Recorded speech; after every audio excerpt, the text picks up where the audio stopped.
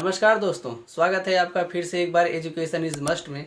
दोस्तों, मैं आज आपके लिए जो है कुछ पढ़ाई से रिलेटेड नहीं लाया हूँ, बल्कि मैं आज आपको बताने वाला हूँ रेलवे स्कैम के बारे में। ठीक है, तो हो जाइए तैयार, क्योंकि इस बार हम लोग करने वाले हैं रेलवे स्कैम पर वार।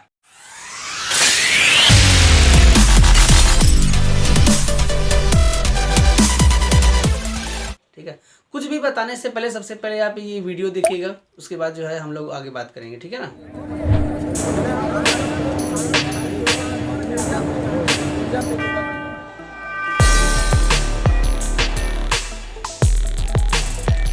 तो दोस्तों, जो वीडियो आप लोगों ने अभी अभी देखा वो वीडियो है एक बेरोजगार की। ठीक, वो हम और आप जैसे कि वीडियो बेरोजगार की है, जिसकी एक सरकार से जो है लड़ाई चल रही है। और आप लोगों ने इस वीडियो में देखा कि किस प्रकार से जो स्टूडेंट है वो प्रोटेस्ट कर रहे हैं। आखिर ये स्टूडेंट क्यों प्रोटेस्ट कर रहे हैं, कुछ तो रीज़न होगा वहाँ पे। ठीक है ना।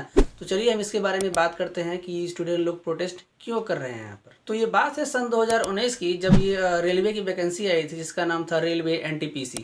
और ये जो रेलवे का वैकेंसी था ये ग्रेजुएट और अंडर ग्रेजुएट दोनों लोग के लिए था। और ये जो वैकेंसी थी ये आई थी सन 2019 में 1 मार्च को आई थी। ठीक है, फॉर्म भरने का जो लास्ट डेट था वो था हमारा 30 मार्च 2019 को।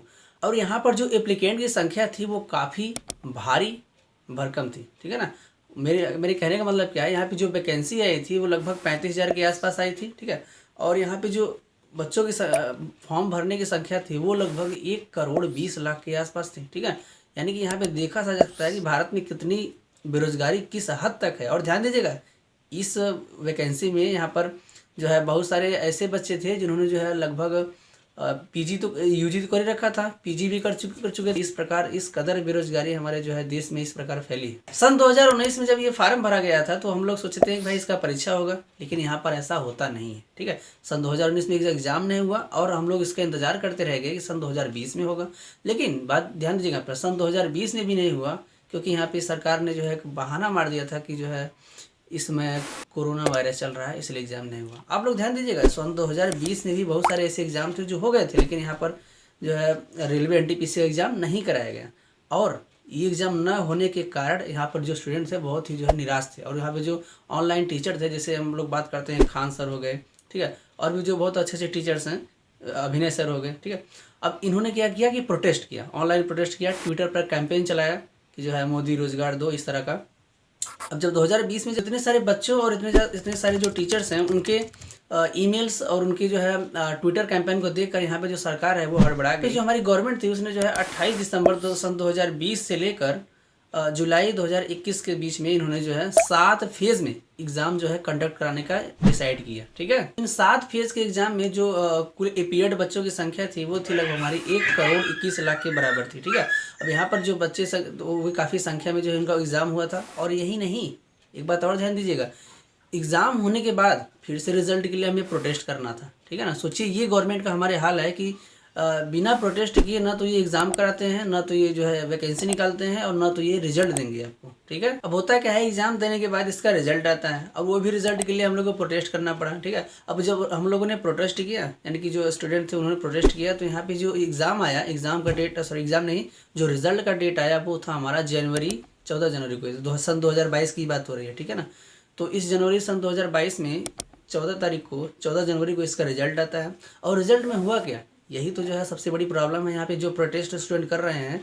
जो सबसे इसका जो मेन रीज़न है वो यही है कि इसका रिजल्ट जो इन्होंने बनाया है। ठीक है, यहाँ पर CBT 2 एग्ज़ाम के लिए जो इन्होंने सेलेक्ट किया उसमें जो बच्चों की संख्या थी वो थी लगभग हमारे 7.5 लाख के आसपास थी। और ध्यान दीजिएगा, यहाँ पर लगभग 3 लाख जो बच्चों को जो है इन्होंने हटा दिया। और जो है जबकि उसमें जो 3 लाख जो बच्चे थे उसमें कुछ बच्चे ऐसे भी थे जिन्होंने जो है, यहाँ पे जो सबसे बड़ा कारण है स्टूडेंट का प्रोटेस्ट करने का, उसके बारे में हम लोग बात करते हैं। प्रॉब्लम नंबर 1, कट ऑफ का हाई जाना। आप लोगों ने देखा होगा कि इस बार जो है इलाहाबाद सर्कल और जो हमारे लगभग और जो सारे सर्कल हैं वहाँ पे कट ऑफ जो है काफ़ी हाई जा चुका है। जैसे कि हम बात करते हैं, जो इलाहाबाद में कट ऑफ इसका गया था वो लगभग 92 के आसपास गया था। ठीक है, अब सोचिए इतना लंबा हाई कट ऑफ कौन यहाँ पे जो है उसको क्रॉस करेगा। दूसरी प्रॉब्लम बच्चों का ये था कि जो है 20 गुना रिजल्ट के नाम पर एक बच्चे का जो है लगभग 4 से 5 पोस्ट पर जो है उसको दे दिया गया। और जो बच्चे हमारे उसमें बचे थे जिनका भी अच्छा नंबर आया था उनको जो है वो शॉर्ट लिस्टिंग करके बाहर कर दिया गया। सबसे बड़ी गवर्नमेंट की गलती यही, इन्होंने कहा था कि जो हम रिजल्ट है उसको 20 गुना देंगे, लेकिन यहाँ पर हम लोग देखते हैं जो रिजल्ट है वो लगभग जो है 10 से 11 गुना के आसपास पहुंचता है, उससे ज़्यादा वो नहीं पहुंचता है। यहाँ पे बच्चों को जो है भ्रमित किया जा रहा है। यहाँ पे आरआरबी वाले कहते क्या हैं कि इन्होंने जो एग्ज़ाम कराया है वो सिंगल एग्ज़ाम कराया है। सिंगल एग्ज़ाम कराने का मतलब है, इन्होंने कहा था कि देखिए एक बात समझिएगा आप लोग, जो आरआरबी ने वैकेंसी निकाली थी ना, ये ग्रेजुएट वाले को भी निकाली थी और 10th+2 वालों के लिए भी निकाली थी, ठीक है। अब जब पेपर कराया तो इन्होंने कहा कि जो है जो एग्ज़ाम है हमारा, उसका जो पेपर है वो पेपर का जो लेवल है वो लगभग ग्रेजुएट लेवल का है। तो यहाँ पर अच्छा आप ये खुद बताइए, आप खुद ही दिमाग लगाइए कि अगर जो पेपर ग्रेजुएट लेवल का है वो 10th, उसमें कौन बच्चा अच्छा कर सकता है? ग्रेजुएट वाला अच्छा कर सकता है कि जो 10th+2 वाला है वो अच्छा कर सकता है? तो जाहिर सी बात है कि इसमें जो ग्रेजुएशन वाला बच्चा है वो अच्छा कर सकता है, क्योंकि वो जो उसके 3 साल अलग एक्सपीरियंस है और उन्होंने 3 साल एक्स्ट्रा मेहनत किया है उसने। तो यहाँ पे बच्चों का जो ये कहना है कि जो हमारे जो रिजल्ट आप लोगों ने ये बनाया है, ये एकदम ही बकवास रिजल्ट बनाया है। आपको जो है किसी एक बच्चे को 5 पोस्ट पर रखने की क्या ज़रूरत है? जब CBT 2 वाला एग्ज़ाम होगा तो उसके बाद आप रख सकते हो, लेकिन यहाँ पे CBT 1 में ही ये प्रथा पता नहीं कब से चलने लगी। पता नहीं कौन रिजल्ट बना रहा है इस पर। तो यहाँ पर स्टूडेंट की मांग क्या है कि 1 कैंडिडेट 1 जॉब। अगर एक व्यक्ति है तो उसको एक ही पोस्ट पर रखा जाए, ना कि उसको 4 से 5 पोस्ट पर रखा जाना चाहिए। ये एकदम ही बकवास फार्मूला है। आरआरबी में जो सिंगल एग्जाम का मेथड है, मैं उसके बारे में आपको थोड़ा एक्सप्लेन करना चाहूँगा। देखिए, सिंगल एग्जाम में उन्होंने कहा क्या कि ग्रेजुएशन का भी एग्जाम है और जो हमारा 10th+2 वाला है उसका भी एग्जाम है। तो जो पेपर का लेवल था वो तो ग्रेजुएशन वाला था, ठीक है। अभी मान लेते हैं ग्रेजुएशन वाला जो स्टूडेंट है वो भी एग्जाम देता है और जो हमारा 10th+2 वाला स्टूडेंट है वो भी एग्जाम देता है। और मान लीजिए ग्रेजुएशन एक बच्चा है वो ग्रेजुएशन वाला है, उसका जो नंबर आया वो 86 नंबर आया है, ठीक है। तो अभी ध्यान दीजिएगा, अब यहाँ पर किया गया इन्होंने कि जो 86 नंबर वाला था उसको 4 से 5 पोस्ट दे दिया, और जो बिना ग्रेजुएशन वाला लड़का था वो मान लीजिए उसका नंबर आया है 82 नंबर, ठीक है। तो अभी जो 82 वाला है उसको छाट के एकदम अलग कर दिया यहाँ पर, ठीक है। तो ये बहुत ही गलत काम किया है रेलवे ने।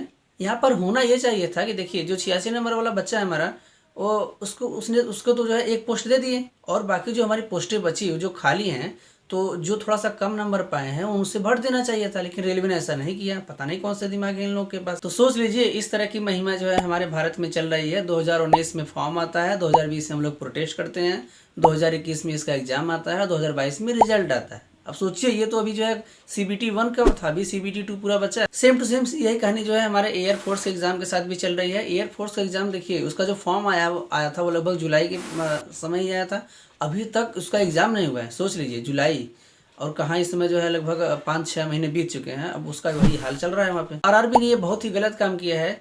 तो इसका मतलब हम लोग ये समझ सकते हैं कि कहीं एकदम ही बारिश तो कहीं एकदम ही सूखा, ठीक है। तो अब होता क्या है, अब इसको जो है हम लोग हटाने के लिए जो है रेलवे मिनिस्टर से हम लोग को जो है संपर्क करना पड़ेगा। जैसा कि हमारे खान सर के बारे में बात करते हैं, तो उन्होंने कहा था कि हमने जो है बात किया है रेलवे मिनिस्टर से, लेकिन वहाँ से जो है बात नहीं बन पाई है, क्योंकि ये जो उनके हाथ, ये रिज़ल्ट को जो है दोबारा चेंज करना जो रेलवे मिनिस्टर के हाथ में नहीं है, इसलिए अब हम लोग को सड़क पर उतरना ही पड़ेगा, ठीक है ना। तो सड़क पर उतरिए, और सबसे पहले तो जो है ट्विटर कैंपेन चलाइए। यहाँ पे ट्विटर कैंपेन का जो है आपको हैशटैग क्या रखना है, आरआरबी, सबसे पहले आपको हैशटैग रखना है, उसके बाद आरआरबी NTPC, उसके बाद _1 स्टूडेंट, फिर _1 रिजल्ट, ठीक है। तो ये खान सर का मुहिम है, तो मैं भी इसमें जो है आपको पार्टिसिपेट करना चाहता हूँ। आप जितने भी स्टूडेंट हो आरआरबी NTPC वाले, ठीक है, मैं अपनी बात नहीं कर रहा हूँ, जितने भी आरआरबी NTPC वाले स्टूडेंट हैं वो इस मुहिम को जरूर जारी रखें। तो आशा है कि आपको ये वीडियो अच्छा लगा। अगर इस प्रकार की और वीडियो देखना चाहते हैं तो हमारे चैनल को जरूर सब्सक्राइब कीजिएगा। चलते हैं, धन्यवाद।